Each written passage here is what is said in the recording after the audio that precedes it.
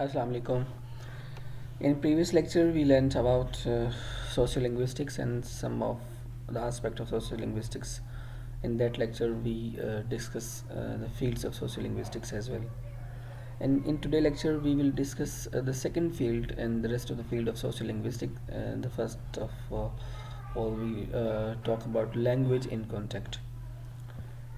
Some little bit aspect of language in context we discussed in previous lecture, but I prefer to add this slide as well because the starting point of language in context is the second field of sociolinguistics, and now we add this part in today's lectures. Let's move on. First of all, language in context. How language is being associated with society. Language, when we contact with the people, actually we are contacting a language. In language in context, we have the first concept, that is pigeon. Pigeon is a means of communication, or it is developed where the two different speakers utilize a way of communication of different languages, such as just if we are from Pakistan and we have a second party from China, but both of people are not in a position to understand each other languages. Like we don't understand about China in Chinese language, or do not aware about the Pakistani language, and we try to utilize and we try to communicate. We try to communicate in English language. As Pakistani do not know about Chinese language and Chinese people do not know about Pakistani language, and both try to utilize a means of communication as English language. So English is, it will be pidgin language for that group of peoples. Pidgin is a concept where we utilize a way of communication of the different languages of the peoples. If there are two different peoples belonging to different languages, but they utilize one common language just in order to communicate. As I put an example, that we if we are if we do not know about Chinese language and Chinese people do not know about Pakistani language, and both people select one common language, or that would be English language, or English language would be considered here as a pidgin language. After pidgin, we have the concept of Creole. Creole is a pidgin which has acquired native speakers. If these two peoples belonging or using one common language, they got married, and the children belonging to that pidgin peoples are considered as a Creole. It means this child or the son of pidgin is considered as a Creole. If Chinese and Pakistan got married, and they utilize English as a common language, and during this process they got a baby, and the baby is utilized or will utilize English as their native language. It's mean that process or that concept is considered as a Creole. It's mean pidgin, the child or the newborn baby of pidgin is considered as Creole. Creole, the native language. Pidgin, if a pidgin is acquired, or if a pidgin is considered as a native language of speaker, then it's considered as a Creole. Creole will be a speaker of native language of pidgin peoples. Hope so. I am capable enough to explain you the concept of pidgin and Creole. I'm going to repeat you people. Pidgin, just pidgin. If two peoples belonging to different languages select one common language just in order to communicate, they utilizing, or they understanding, or they are utilizing the concept of pidgin. If the means of communication while utilizing a one common languages is considered as pidgin, and the pidgin, if a Creole if pidgin is utilized as a native language for a Creole, for a speaker, then it is considered as a Creole. Pidgin, if pidgin is considered as a native language of speaker, that speaker or that process is considered as Creole. The use of more than one language during a single communicative event we considered as a code switching. In previous lecture, we talked a little bit about code switching and code mixing as well. Again, code switching, if we switch from one language to another language, or if we switch within a dialect while utilizing a occurrence or a sentence, while speaking or while utilizing a statement, and we shift from one language to another language, it's mean we are putting the concept, or we are utilizing the concept of code switching. Switching from one language to another language, or from one dialect to another dialect within the distance or occurrence of a sentence. If we are switching from sentence to sentence, or from utterance to utterance, from one language to another language, it's mean we are code switching. Or if we switch from one language to another language within a sentence. In code switching, we switch from sentence to sentence, but in code mixing, we switch within a sentence. If we are switching within a sentence, it's mean we are implementing code mixing. Or if we are switching from sentence to sentence, the first sentence is Punjabi, and second sentence in Urdu, and third sentence in again Punjabi, and fourth sentence would be again in Urdu, it's mean we are code switching. Or if we are utilizing two different elements of language within a sentence, it means the sentence has a different constituent and different phrases. Might be possible that one sentence has more than 2, 3, 4, 5 phrases, and if we utilize one phrase in English and second phrase in Punjabi, तुम जैसे कि you know better, जैसे कि you know better, ये तुम्हारे लिए ठीक है. In this statement, you know better, तुम्हारे लिए ठीक है, तुम्हारे लिए ठीक है, you know better, तुम्हारे लिए ठीक है कि तुम better समझ रहे हो. It's mean within one language, if we utilize, or if we switch from one language to another language, or from sentence to sentence, it's mean we are code switching. Or if we switch from one language to other language within a sentence, it's mean we are code mixing. Just here is a little bit comparison of code switching and code mixing. You can clearly imitate, or you can clearly get the concept of code switching and code mixing. After that, we have a third field of language maintenance and shift.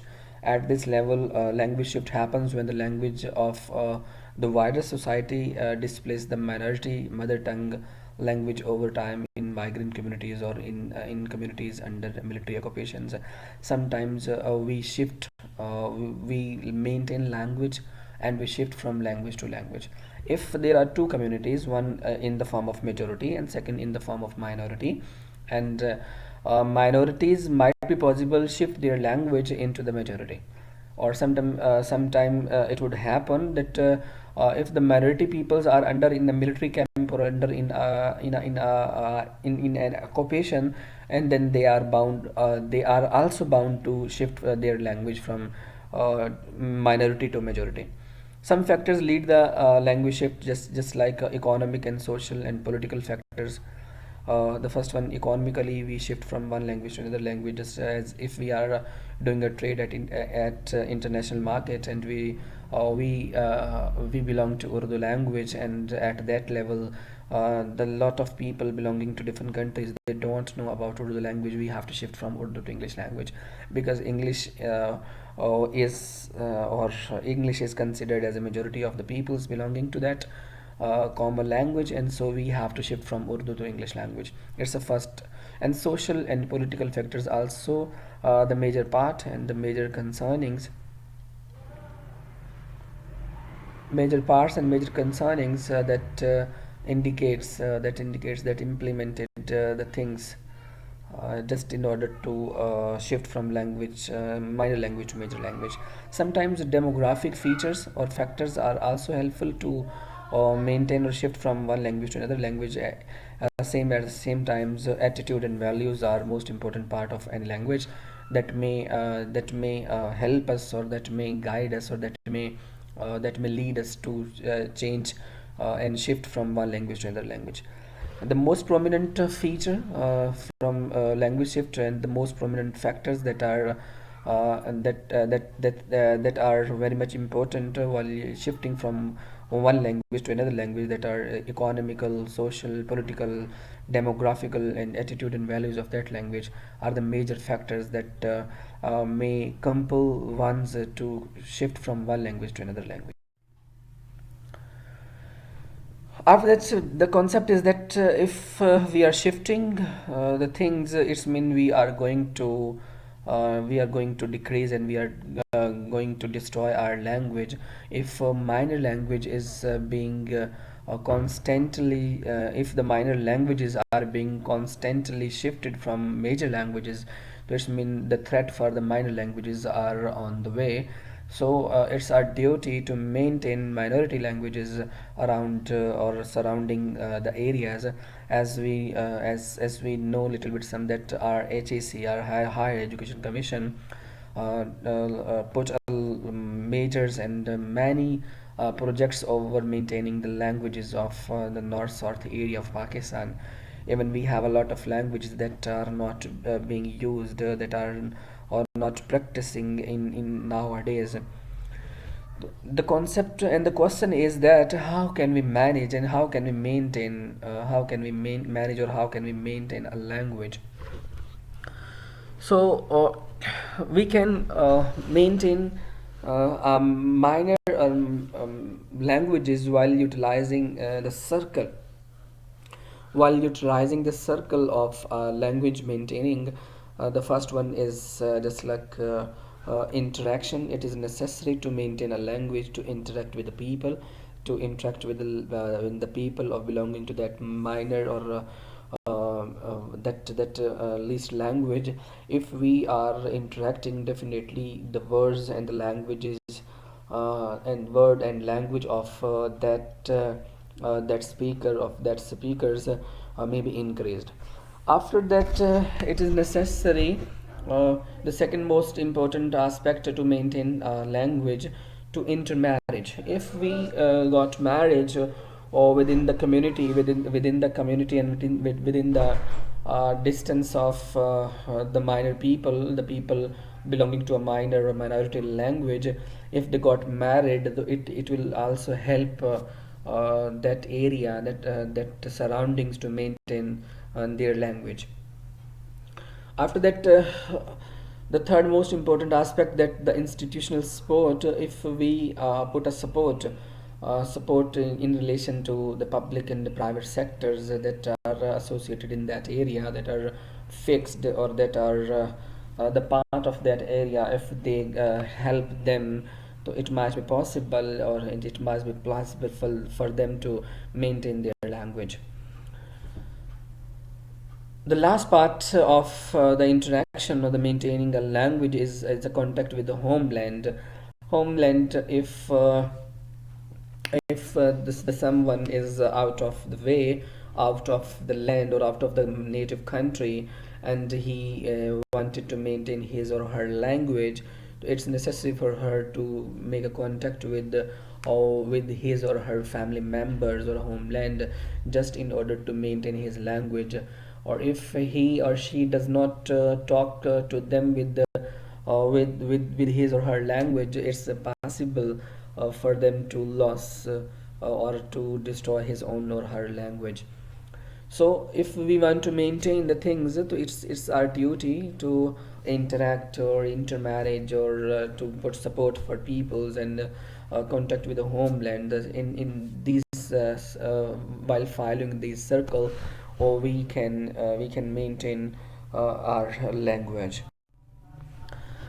After that, the four major field of sociolinguistics that we concerns, and that form a major part of sociolinguistics, that language change, how language is changed, and what are the variations that are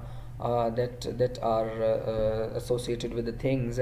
According to Holmes, the cause behind the language change is the variation of use in the areas of pronunciation and vocabulary, or we know very well if we have some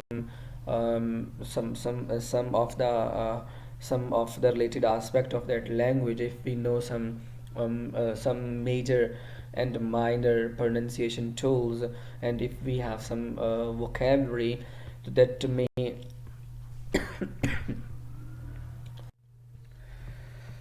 oh, sorry for that. If we have some interest or some areas of pronunciation, or if we have some vocabulary, then we can change from one language to another language. But the most basic concerns of a language change is the spread and in the status of that language. According to post-vocal, its spread and its status in many parts of England involves standard English has lost the pronunciation. Post-vocal requirement accent with post-vocal R are called rhetoric, and these accents are regarded as rural and uneducated people. If they utilize R in their pronunciation, they don't consider that you are a literate person. They consider that these peoples are illiterate and they don't know about education. On the other hand, in cities like New York, pronunciation the letter R is regarded as prestigious. But in Europe, if you used to utilize in New York City, if you utilize or if you use the pronunciation of the alphabet R, they consider that it's very prestigious that you utilize. Sometimes the language may be maintained its own standard. So it's necessary for us to maintain our own language standard. The last one is the planning, language planning, or how we can plan a language, or how we can maintain a language. Just to see the process of the language planning.